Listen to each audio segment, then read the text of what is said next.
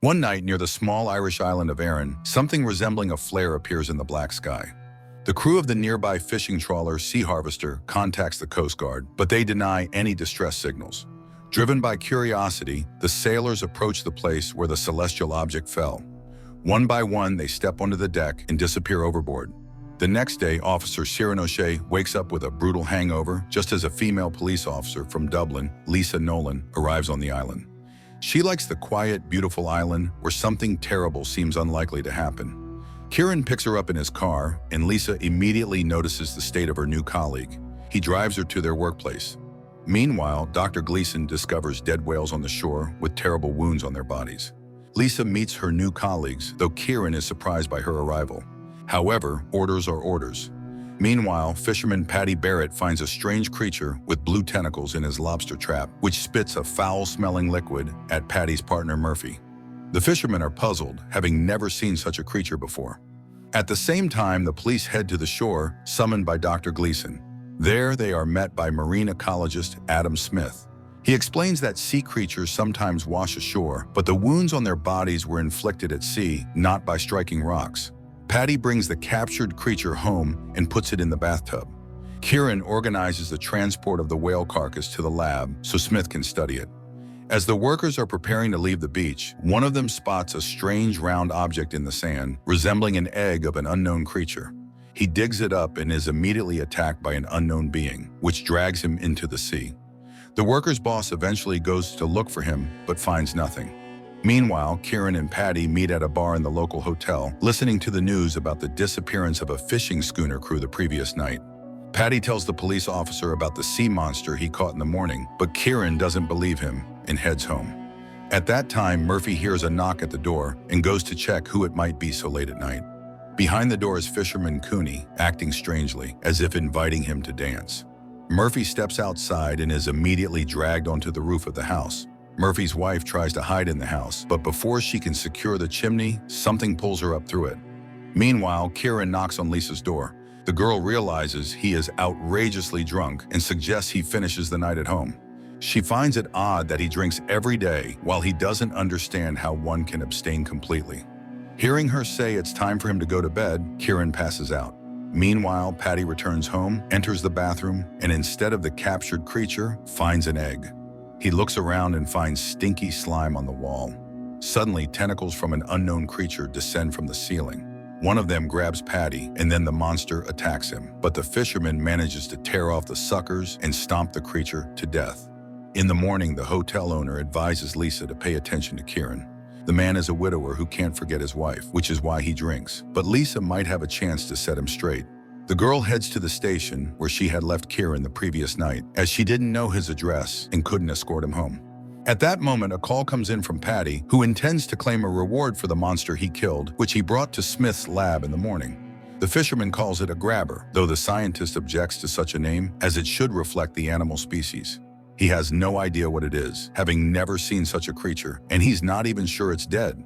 Smith demonstrates the creature's tongue, which shoots out like a frog's and is covered in holes through which it sucks blood, similar to rare deep-sea vampire squids. But this creature gives the impression of being alien. Smith shows how its skin glows when the slime is wiped away and claims that the organism needs blood and water to survive. Paddy immediately asks if this marvel can be sold on eBay, but Smith forbids him from even thinking about it. This specimen turned out to be a pregnant female, as evidenced by the egg. Later, Ciaran suggests that the creature might be related to the whale's deaths, but Lisa doubts it, as the creature is much smaller than the dead animals.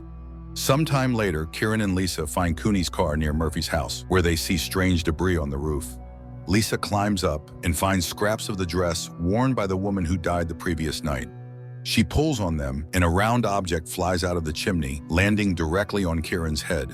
He screams in pain but falls silent when he sees that it's Murphy's head lying before him. The doctor, to whom the police bring the gruesome find, can't even begin to guess who could have done such a thing. Their conversation is interrupted by Paddy's arrival, who takes the police home and shows them the broken wall of his house and the bathtub lying on the lawn. Ciaran spreads out a map marking the locations where incidents have occurred. They are all located in the same bay, suggesting a male creature lives there.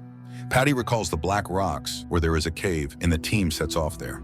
Kieran and Lisa enter the cave and soon find a fishing vest, while Patty discovers several eggs in the sand, ready to hatch.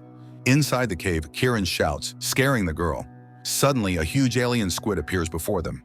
The police run, grabbing Patty along the way.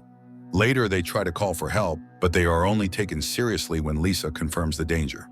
They rush to the lab, where Smith has concluded that the whales were food for these creatures. Kieran pours a flammable mixture over the female's remains, convinced the male will come for her. He sets the body on fire, but the sprinkler system immediately activates, extinguishing the flames. The temperature change revives the dead female. Smith arms himself with a chair, Lisa with a knife, and Kieran with a rolled-up magazine. Nevertheless, they are unprepared for the attack. The alien squid wraps its tentacles around Kieran's head, but Smith and Lisa tear the creature away, and it suddenly spits out human blood and collapses dead. The group finishes it off, though Smith laments the lost opportunity for a great discovery. Lisa suddenly wonders what the newborn creatures will eat if the whales around the island have run out. At that moment, Patty returns to the lab, and everyone marvels at how he managed to survive the monster. He mentions his diet, but Kieran suddenly realizes that Patty was drunk. The creatures feed on blood, and it seems that alcohol causes an allergic reaction in them, so the people only need to survive one night on the island. Help will arrive tomorrow, and the creatures will be destroyed with some kind of bomb. Kieran suggests gathering everyone in the bar and throwing a massive drinking party. They tell the bar owner Brian everything and show him a piece of the creature. Although he doesn't fully believe in the threat, he agrees. Lisa is horrified, as she has never drunk alcohol, but Kieran offers to stay sober that night, as only he can keep things under control. Later, Lisa takes a dose and immediately starts mocking her friends. After drinking Patty's homemade brew, she gets properly drunk. The doctor takes her blood, and the group uses it to feed a newborn creature, which dies almost immediately. The group concludes that the drink must be strong to be effective. The police rush to the church, where the island's residents have gathered.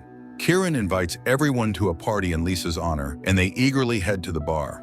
While the Islanders party, Kieran and his team count the available weapons, which include a nail gun, a toy gun without bullets, a flare gun, and a water gun, which Brian plans to fill with gasoline to turn it into a flamethrower. Later, the bartender returns to his duties, serving drinks to everyone. The Islanders are having a great time, while Lisa and Kieran sit in the car, keeping an eye on the surroundings as the rain pours down. Tipsy, Lisa admits that she likes Kieran, but he isn't used to accepting confessions sober and asks to postpone the conversation until morning. Meanwhile, the doctor steps outside.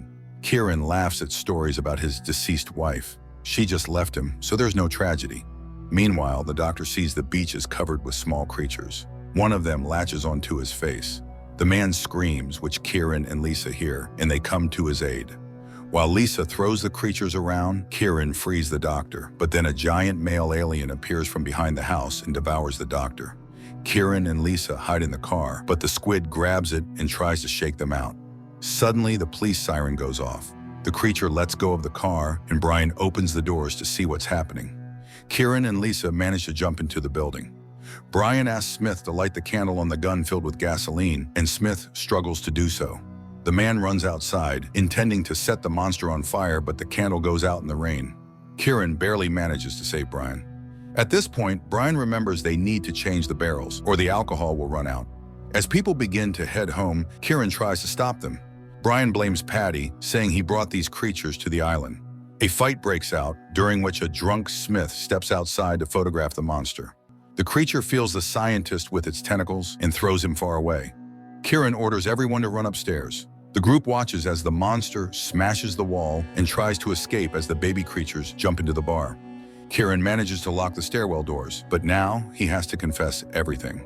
Then the male creature begins to pound on the door. Patty reminds them that the female marked Kieran, so the monster clearly wants to mate with the man. The group tries to figure out how to deal with the situation, but they have no weapons and don't know how to handle the monster.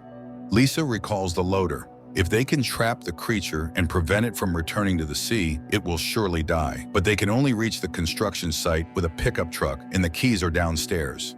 Kieran can't get past the monster, so Lisa volunteers to do it. They give her the nail gun, and the completely tipsy girl heads downstairs, where the baby creatures are frolicking. She takes care of a couple of them before finding a bottle of alcohol and then the truck keys. But then the alien's tentacles burst through the door. Lisa lights a match, runs, and falls, setting the bar on fire just as the monster drags her outside. However, Lisa fights back and escapes. The group smells smoke, and Kieran climbs out the window as the monster reaches the roof. The police officer sees the pickup truck, driven by Lisa. He jumps into the bed of the truck, and they head to the port, with the creature in pursuit. They reach the construction site, where Kieran lures the monster to a pit where barrels of fuel are stored and readies the flare gun. But the creature drags the man into the pit. Then Lisa appears in the loader. However, she loses control of the machine, and it falls on the monster, pinning it down. Just as the pair is about to celebrate their victory, a tentacle wraps around Kieran. The creature is about to devour him, opening its mouth, but Kieran pours alcohol from his bottle into it. The monster tosses him aside, and Lisa shoots it with the flare gun. The creature explodes and burns up. In the morning, the islanders wake up, regretting that such a fun night has come to an end. Kieran throws away his flask and kisses Lisa. Meanwhile, a baby alien squid is preparing to hatch from its egg on the shore. An excellent indie comedy, unexpectedly heartfelt, funny and charming, with great performances, witty jokes, and a surprising romantic subplot,